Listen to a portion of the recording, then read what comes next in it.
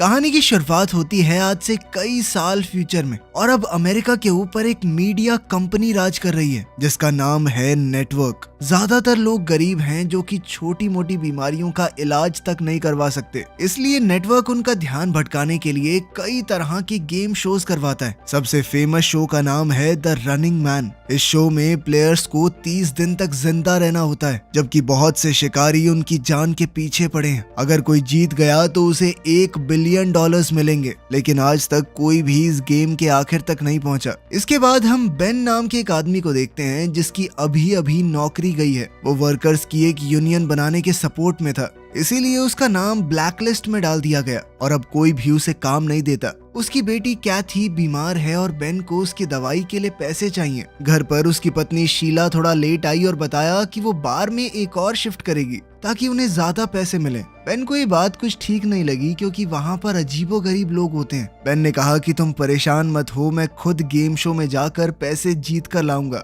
शीला को ये पसंद नहीं आया क्योंकि प्लेयर्स अक्सर बहुत ज्यादा घायल हो जाते हैं। बेन ने कसम खाई कि मैं ठीक रहूंगा, सबसे कम खतरे वाला शो चुनूंगा मैं। अब बेन अपने गरीबों वाले इलाके से निकलकर अमीर लोगों के एरिया की फेंस तक आ गया। उसने गार्ड्स को बताया कि मैं नेटवर्क के एक शो के लिए आया हूँ, तो उन्होंने उसे अंदर जाने दिया। स्टेशन पर गरीब लोगों की लंबी लाइन थी जो सिलेक्ट होने आए थे। अचानक एक बूढ़ा आदमी बहुत बीमार महसूस करने लगा, लेकिन फिर भी पैसों के चक्कर में बेचारा बोलता रहा कि मैं खेल सकता हूँ। आखिर में जब वो गिर ही गया तो बेन ने उसे पकड़ा और मदद के लिए चिल्लाया। गार्ड्स ने बेन को डांटा, कहा कि लाइन से बाहर क्यों गए और उसे पीट कर वापस भेज दिया। फ्रंट डेस्क पर बेन को पता चला कि उसकी फाइल पर वार्निंग लगी हुई है बात ना मानने की वजह से। अब गुस्से में उसने स्क्रीन पर मुक्का मार दिया। फिर वहां से उसे एक ब्रेसलेट देकर एलिवेटर 6 की तरफ भेज दिया गया। वहां उसकी मुलाकात टिम और जेनी से हुई जो उससे दोस्ती करना चाहते थे। सबको यूनिफॉर्म दी गई और फिजिकल टेस्ट हुए, जैसे सीवर में चढ़ना, भागना। बेन ने इस टेस्ट में टिम की काफी मदद की।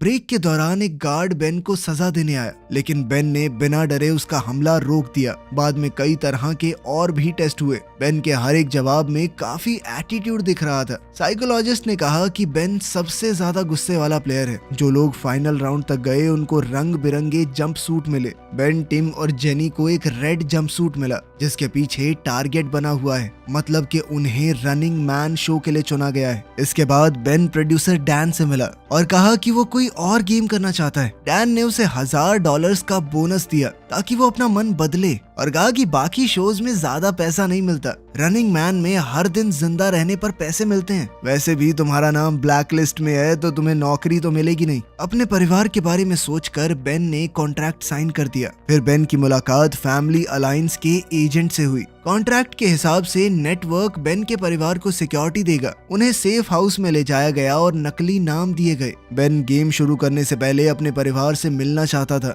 लेकिन उसे सिर्फ एक कॉल की ही परमिशन मिली। बेन ने शीला को कॉल की और कहा कि मैं रनिंग मैन शो कर रहा हूँ, चिंता मत करो, जीत कर आऊंगा। रात को बेन को जबरदस्ती एक लग्जरी रूम में रखा गया। एजेंट उसके लिए शीला का दिया हुआ एक एनवेलोप लेकर आया जिसके अंदर एक फैमिली फोटो और उसकी बेटी कैथी का एक छोटा सा मोजा था, उसकी अच्छी किस्मत के लिए। अगली सुबह बेन को एक रनिंग बैंड दिया गया। इस ब्रेसलेट में उसका बचा हुआ टाइम और कमाया हुआ पैसा दिख रहा था। शो शुरू हुआ और होस्ट बॉबी ने बेन को स्टेज पर बुलाया। बॉबी ने भीड़ के सामने झूठ कह दिया कि बेन पहले डिफेंस सिक्योरिटी में काम करता था और देश के सीक्रेट्स बेचता हुआ पकड़ा गया। स्क्रीन पर AI से बनाई हुई एक वीडियो भी चलाई गई। बेन ने इस सब के लिए मना किया, लेकिन बॉबी ने उसकी एक न सुनी। बाकी दुनिया को लगता था कि रनिंग मैन क्रिमिनल्स को सजा देने का एक तरीका है। वो ये नहीं जानते थे कि प्लेयर्स बेचारे मजबूर लोग हैं, अपने परिवार के लिए अपनी जान खतरे में डाल रहे हैं। आम लोगों को भी पैसा मिलता है अगर वो प्लेयर्स की लोकेशन बताएं। जब बॉबी ने बेन से उसके आखिरी शब्द पूछे तो बेन ने बॉबी और ऑडियंस दोनों की बेइज्जती की और कहा कि मैं जिंदा रहूंगा और इस बिल्डिंग को जला दूंगा। सभी प्लेयर्स को इंट्रोड्यूस करने के बाद बॉबी ने रूल्स बताए। सबको $1000 का एडवांस मिला और 12 घंटे का हेड स्टार्ट दिया गया, यानी 12 घंटे तक वो जहां जाकर छुपना चाहें छुप सकते हैं। कोई उनका शिकार करने नहीं आएगा। 5 शिकारियों को अगले दिन भेजा जाएगा। सभी प्लेयर्स को रोज कम से कम 10 मिनट का वीडियो रिकॉर्ड करना है। और फिर उस टेप को आधी रात से पहले डब्बे में डालना होगा। अगर टेप नहीं डाली तो पैसे बंद हो जाएंगे, लेकिन उनका शिकार चालू रहेगा। फिर तीनों प्लेयर्स को अलग अलग एलिवेटर से एक अंधेरे कमरे में भेजा गया। वहाँ बेन को कैमरा, थोड़े पैसे और नॉर्मल कपड़े मिले। बेन ने कपड़े बदले और बिल्डिंग से बाहर निकल गया। उसने जल्दी से एक टैक्सी ली। ड्राइवर ने उसे पहचान लिया और सेल्फी मांगी। बेन ने जब मना किया तो ड्राइवर गुस्सा हो गया। उसने कहा कि लोगों से अच्छा बर्ताव करो वरना तुम्हारी लोकेशन रिपोर्ट कर देंगे। वैसे भी पैसे मिलते हैं उस चीज के। जल्द ही बेन गाड़ी से उतर गया और भागना शुरू किया। आखिर में बेन एक खाली बिल्डिंग में पहुंचा जहां उसका पुराना दोस्त मॉली रहता था, जो ब्लैक मार्केट के लिए चीजें बनाता है। बेन ने उससे 2 फेक आईडी और एक गन मांगी। मॉली इस बात पर बहुत गुस्सा हुआ क्योंकि बेन अभी गेम का हिस्सा है, लोग उसे ढूंढ रहे हैं। क्यों आए हो मेरे पास? मेरे बिजनेस को खतरे में डालना है क्या? थोड़ी बहसबाजी के बाद और कैथी के बारे में सुनकर मॉली ने मदद कर दी। बेन ने अपना हुलिया बदला और उसी तरह की फेक आईडी ले ली। मॉली ने उसका सामान भी सूटकेस में रखा ताकि वो एक बिजनेसमैन लगे। मॉली ने अपने दोस्त को समझाया कि गरीब इलाकों से दूर रहना, क्योंकि गरीब लोग पैसों के चक्कर में तेरी रिपोर्ट कर देंगे। ऐसी जगह पर जाइयो जहाँ पे ज्यादा लोग हों। मॉली ने यह भी कहा कि अगर इतनी दिक्कत थी तो बता देता, मैं तुझे अपना असिस्टेंट रख लेता, लेकिन अब अगर तुझे जिंदा रहना है तो गेम जीतनी होगी। सुबह बेन ट्रेन स्टेशन गया। हर जगह तीनों प्लेयर्स के पोस्टर्स लगे हुए थे। बेन ने न्यूयॉर्क का टिकट खरीदा और ट्रेन में चढ़ गया। जैसे ही ब्रेसलेट ने अनाउंस किया कि शिकार शुरू हो चुका है तो ट्रेन चल पड़ी। एक बच्चा बेन से बात करने आया। बेन ने उसे धमकाकर भगा दिया, पर बच्चा सिर्फ इतना बताने आया था कि तुम्हारी मूंछ निकल रही है। न्यूयॉर्क में बेन ने एक अच्छा होटल रूम लिया। रिसेप्शनिस्ट ने नोटिस किया कि आईडी फोटो में तो मूंछ है, लेकिन बेन के चेहरे पर नहीं। कमरे में बेन अपने असली रूप में आ गया। दीवार कवर की और अपना सोते हुए वीडियो रिकॉर्ड किया। शाम को उसने अपनी टेप बॉक्स में डाली। आधी रात को ब्रेसलेट ने बताया कि उसका पहले दिन का बोनस मिल गया है। उधर शिकारियों ने मॉली को पकड़कर टॉर्चर किया जब तक उसने फेक आईडी वाला नाम नहीं बताया। अगले दिन शिकारी बेन के कमरे में घुस गए और उसे गोली मार दी, लेकिन उसी वक्त बेन की आंख खुली और उसे समझ आया कि ये बस एक बुरा सपना था। टीवी पर दिखाया गया कि कैमरा टिम को फॉलो कर रहा है। टिम एक दुकान में क्लर्क के साथ फ्लर्ट कर रहा था। जैसे ही वो बाहर निकला, हंटर्स ने उसे आसानी से ढूंढ लिया और सीधा उसके सर पर गोली मारी। इसके बाद बेन ने 3 दिन के लिए और रूम रेंट किया। उसने अपना सारा सामान एक नॉर्मल बैग में डाला और खिड़की से नीचे कचरे के कंटेनर में फेंक दिया। फिर वो बिल्कुल नॉर्मल तरीके से होटल से बाहर निकला, अपना बैग उठाया और बॉस्टन जाने के लिए बस पकड़ ली। बॉस्टन में उसने एक गरीब आदमी से कुछ पुराने कपड़े और हॉस्टल के कमरे की चाबी खरीद ली। बेन चुपके से हॉस्टल के अंदर घुस गया और लिफ्ट में चढ़ गया। उसने ये नहीं देखा कि लिफ्ट के ऊपर आउट ऑफ सर्विस का साइन लगा हुआ था। लिफ्ट बीच में ही अटक गई दूसरे फ्लोर से पहले। बेन को अब जैसे तैसे बाहर निकलकर तीसरे फ्लोर तक पहुंचना पड़ा, जहां उसका कमरा है। कमरे की अलमारी के डब्बे में उसे एक च्युइंगम, सिगरेट और एक ग्रेनेड मिला। उसने अपना वीडियो रिकॉर्ड किया और ब्रेसलेट ने उसे याद दिलाया कि टेप बॉक्स में डालनी है, लेकिन बॉक्स के पास बहुत लोग खड़े थे।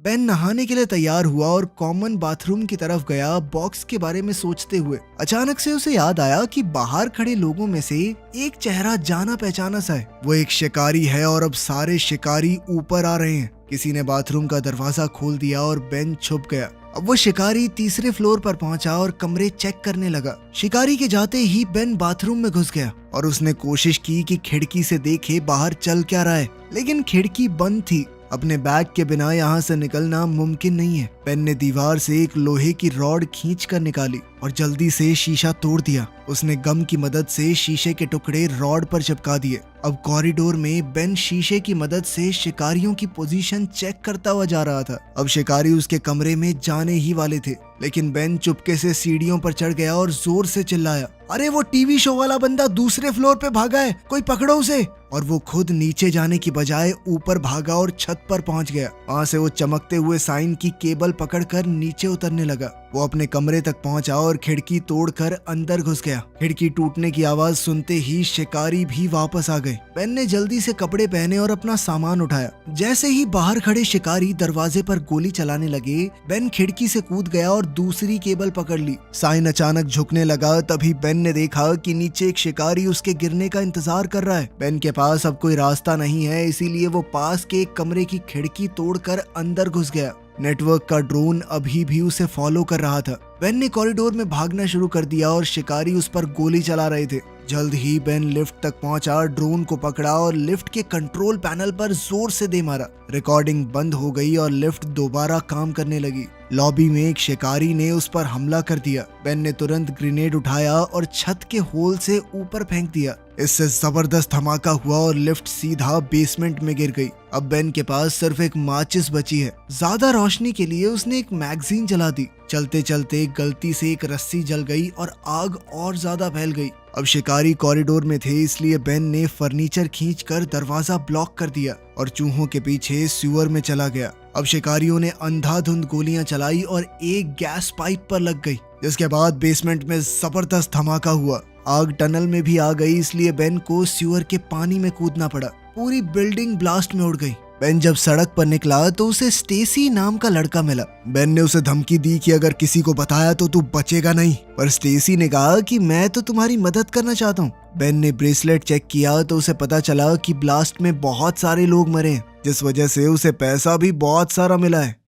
थोड़ी देर बाद स्टेसी अपने भाई ब्रैड के साथ वापस आया। ब्रैड बेन को अपने घर ले गया और खाना खिलाया। ब्रैड के घर में भी एक बीमार बच्चा है, पर उसने मदद के बदले पैसे लेने से मना कर दिया क्योंकि वो नेटवर्क के खिलाफ था। उनके पैसे नहीं चाहिए थे उसे। ब्रैड ने बेन को अपना सीक्रेट वीडियो रूम दिखाया, जहां वो रनिंग मैन के एपिसोड्स का एनालिसिस रिकॉर्ड करके ऑनलाइन डालता है। जो प्लेयर्स पकड़े जाते हैं वो सब पब्लिक में दिखते हैं, इसीलिए सबसे जरूरी है बिल्कुल छुपे रहना। ब्रैड चाहता है कि बेन उसके साथ छुप कर रहे और आखिरी दिन का प्लान बनाए ताकि वो जीत सके। अगली सुबह बेन को उस इलाके में होने वाली बुरी चीजों के बारे में पता चला, जिनके बारे में सरकार कुछ नहीं कर रही, बस उन्हें छुपा रही है। उससे में बेन ने एक वीडियो बनाई और लोगों को बताया कि सरकार उनके बच्चों को मार रही है। जो सत्ता में बैठे हैं किसी की चिंता नहीं है उनको। बाद में शो के दौरान बॉबी कुछ बच्चों के साथ है और उसने बताया कि ब्लास्ट में मरने वालों के ये अनाथ बच्चे हैं। उसने बेन की टेप को इस तरह एडिट करके चलाया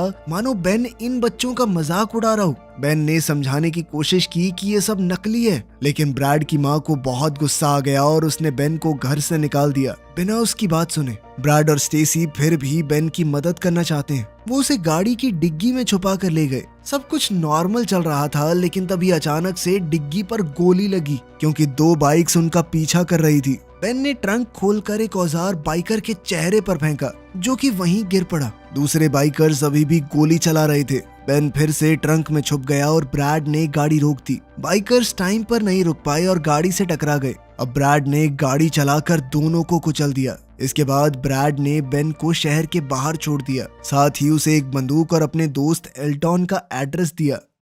थोड़े ट्रेन के सफर के बाद बेन अब एक और होटल में छुपा है और उसने टीवी पर अपनी नई टेप देखी। उसे पता है कि नेटवर्क वैसे भी सब कुछ एडिट कर देगा, इसीलिए उसने सिर्फ किताब पढ़ते हुए अपनी वीडियो बनाई। बॉबी ने जेनी की टेप भी दिखाई, जिसमें वो क्लब में पार्टी करती हुई दिखाई दी। अपना भेस बदल कर बेन आज की टेप को बॉक्स में डालने गया, लेकिन वहाँ पर मेल मैन खड़ा था जो उस पर शक करने लगा। उसने बेन के चेहरे के पास आकर बात करने के बहाने वीडियो रिकॉर्ड कर लिया। बेन उस पर झपट पड़ा और हमला कर दिया। फिर टेप जल्दी से बक्से में डालकर बेन भाग गया, लेकिन अभी भी एक गाड़ी उसका पीछा कर रही थी। बेन ने जंगल से भागते हुए फेंस पार की और जल्दी से चलती हुई ट्रेन में चढ़ गया। मेलमैन ने गोली चलाई, लेकिन बेन किसी तरह बच गया। कुछ देर बाद हम बेन को एक लंगड़े आदमी का नाटक करते हुए देखते हैं। वो लंगड़ा कर सड़क पर शो देख रहे लोगों के ग्रुप में खड़ा हो गया। उधर जेनी एक कसीनो में पकड़ी गई। वो कार से भागने वाली थी, लेकिन 2 लोगों ने उसकी गाड़ी में आग लगा दी और वो मर गई।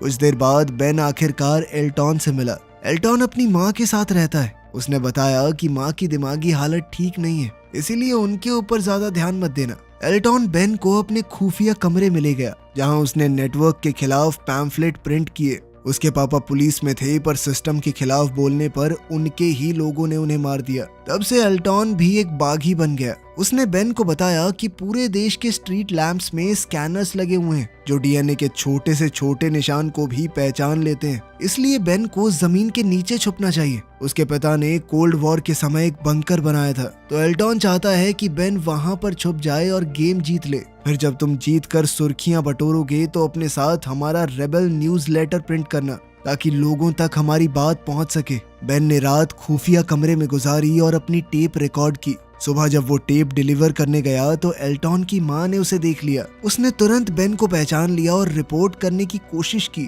लेकिन एल्टॉन ने उन्हें रोक दिया। लेकिन फिर उसे लगा कि ये उसके पिता का बदला लेने का मौका है, इसीलिए उसने खुद पुलिस को इन्फॉर्म कर दिया। थोड़ी देर में पूरे घर को पुलिस ने घेर लिया और हर तरफ दीवारों से गोलियां चलने लगी। माँ पुलिस को बताने की कोशिश कर रही थी कि बेन और एल्टॉन कहाँ हैं, लेकिन एल्टॉन ने अपनी माँ को कमरे में बंद कर दिया और साथ ही उसने अपने सारे ट्रैप्स एक्टिवेट कर दिए। जब पुलिस अंदर घुस गई, एल्टॉन ने फर्श पर पड़े इलेक्ट्रिक वायर्स पर पानी छोड़ दिया, जिससे कुछ पुलिस वालों को बहुत तगड़ा करंट लगा। फिर एल्टॉन और बेन सीक्रेट कमरे की दीवार तोड़कर भाग गए। जब पुलिस ने उनका पीछा किया तो एल्टॉन के बिछाए हुए जाल की वजह से पुलिस वालों के ऊपर कुछ केमिकल्स फेंक दिए गए और साथ ही आग लग गई। सीढ़ियों पर एक और जाल बिछा हुआ था, जिससे लकड़ी टूट गई और पुलिस वाले नीचे गिरने लगे। फिर एल्टॉन बेन को बाथरूम ले गया और दोनों शावर के अंदर लगे हुए पोल से स्लाइड करके नीचे आ गए। अगले कमरे में एल्टॉन ने फर्श पर एक सीक्रेट दरवाजा दिखाया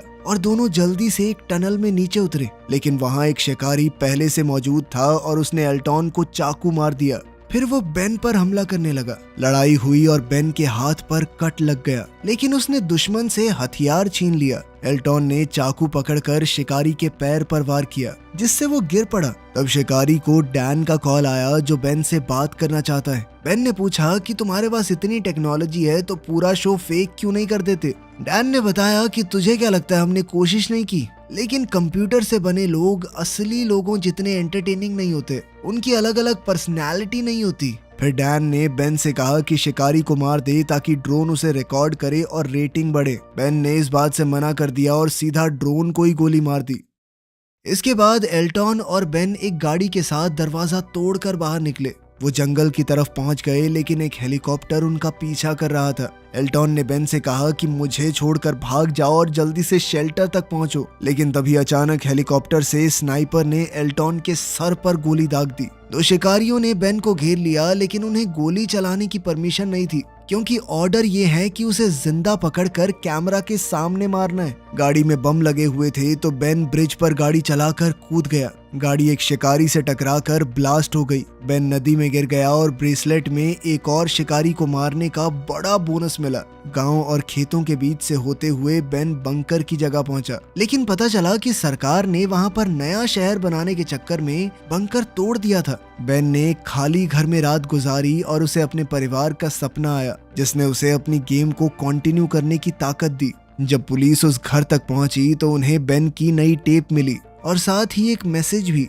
कि इसे मेल कर देना। सड़क पर बेन ने जो पहली गाड़ी देखी उसका शीशा तोड़कर वो अंदर घुस गया। उसने ड्राइविंग सीट पर बैठी एमिलिया नाम की लड़की को धमकी दी कि जल्दी से गाड़ी चलाओ। वहीं ड्रोन्स और पुलिस उनका पीछा कर रहे थे। बहुत सी गाड़ियों से बचने के बाद एमिलिया अचानक से उल्टे रोड पर मुड़ गई, जिससे वो थोड़ी देर के लिए बच गए। सफर के दौरान एमिलिया बेन को गालियां दे रही थी, एक नंबर के घटिया आदमी हो तुम। लेकिन फिर बेन ने उसे अपने परिवार की फोटो दिखाई और बताया कि कैसे नेटवर्क फेक वीडियोस का इस्तेमाल करता है हमारी सच्चाई छुपाने के लिए। अचानक से गाड़ी का एआई हैक हो गया और वो साइड में लग गई। दो शिकारी अपने ट्रक में बेन को पकड़ने के लिए आए, लेकिन एक ड्रोन ने उन पर फायरिंग की और उनका ट्रक भी ब्लास्ट हो गया। इसका मतलब था कि डैन बेन को जिंदा रखना चाहता है ताकि शो और ज्यादा दिलचस्प हो जाए। टीवी पर एक फेक वीडियो दिखाया गया जिसमें एमिलिया मदद के लिए चिल्ला रही है। अब एमिलिया बेन की बात समझ गई। दोनों आगे बढ़े और सड़क के किनारे लोग उनका सपोर्ट करते हुए दिखे।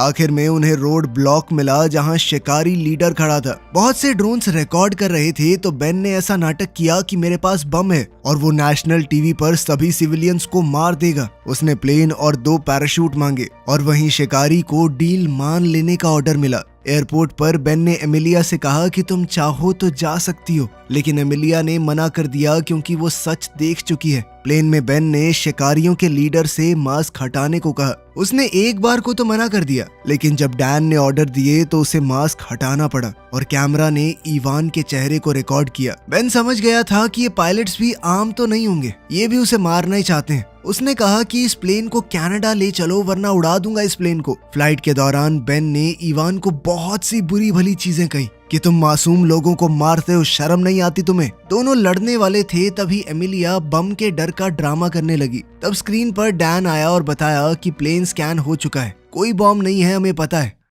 अब इवान बेन पर गोली चलाने ही वाला था, लेकिन तभी पायलट्स ने उस पर बंदूक तान दी। डैन ने इवान को डांटा क्योंकि वो बेन को एक बढ़िया तरीके से मारना चाहता है। फिर डैन ने अकेले में बेन को एक डील दी, अगर बेन इवान और सभी पायलट्स को मार दे तो वो नया शिकारी बन सकता है और हर साल उसे करोड़ों रुपए मिलेंगे। लेकिन बेन ने मना कर दिया। तब डैन ने उसे एक वीडियो दिखाई जिसमें उसकी पत्नी शीला और बेटी कैथी को शिकारियों ने मार दिया था। ये देखकर बेन पागल सा हो गया। वो चीख पड़ा और गुस्से में लैपटॉप तोड़ दिया। एमिलिया ने अपनी स्क्रीन ऑन की और देखा कि बॉबी बेन के परिवार की क्लिप दिखा रहा है। वो बोल रहा था कि शिकारियों ने उससे चिढ़कर सारे रूल तोड़ दिए, उसके परिवार को मार दिया। अब पूरी ऑडियंस बेन के साथ थी। एक पायलट ने ये समझकर बंदूक उठाई, लेकिन बेन ने पहले ही उसे गोली मार दी और उसे शील्ड की तरह इस्तेमाल किया जब दूसरा पायलट उस पर गोलियां चला रहा था। लड़ाई छिड़ गई और अब बेन पागलों की तरह सबको मारने लगा। इस सब में प्लेन भी थोड़ा आउट ऑफ कंट्रोल हो गया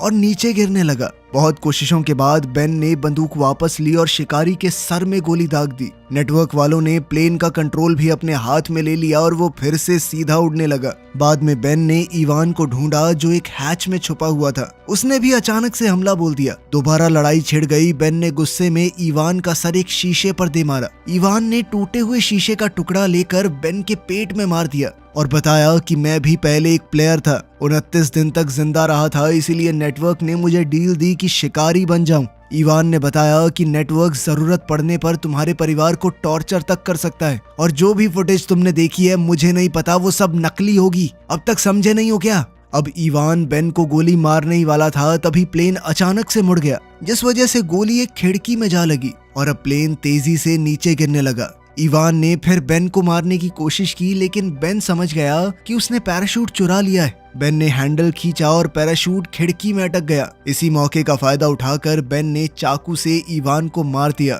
इसके बाद बेन ने एमिलिया को एलियट का रिबेल न्यूज़लेटर से भरा हुआ बैग दिया और दरवाजा खोलकर उसे पैराशूट के साथ बाहर भेज दिया। ड्रोन ने एमिलिया का पीछा किया तो उसने ड्रोन को गाली दी और न्यूज़लेटर हवा में छोड़ दिए। टीवी पर डैन ने अनाउंस किया कि बेन नया शिकारी बन गया है। बेन ने कैमरा से बात की और ऑडियंस को बताया कि नेटवर्क सोसाइटी को कंट्रोल करता है, इसलिए असली जवाब ये होगा कि लोग देखना ही बंद कर दें और पावर में बैठे लोगों के खिलाफ लड़ाई छेड़ दो। तभी नेटवर्क ने सिग्नल काट दिया और डैन ने तुरंत एडिटिंग की जिसमें ऐसा लग रहा था कि बेन जानबूझकर प्लेन को लोगों के ऊपर गिराने वाला है। ऑडियंस ने देखा कि प्लेन स्टेशन के पास आया और अचानक आसमान में ब्लास्ट हो गया। कुछ समय बाद ब्रैड ने एपिसोड का एनालिसिस किया और बताया कि कहानी में बहुत सी गलतियां हैं, इसलिए जो दिखाया गया है वो सच नहीं होगा। लोग गुस्सा हो गए और प्लेन का ब्लैक बॉक्स निकाला, जिससे असली वीडियो ऑनलाइन लीक हो गई। बेन की स्पीच और एलियट के न्यूज़लेटर की वजह से सोसाइटी ने रेवोल्यूशन को सपोर्ट किया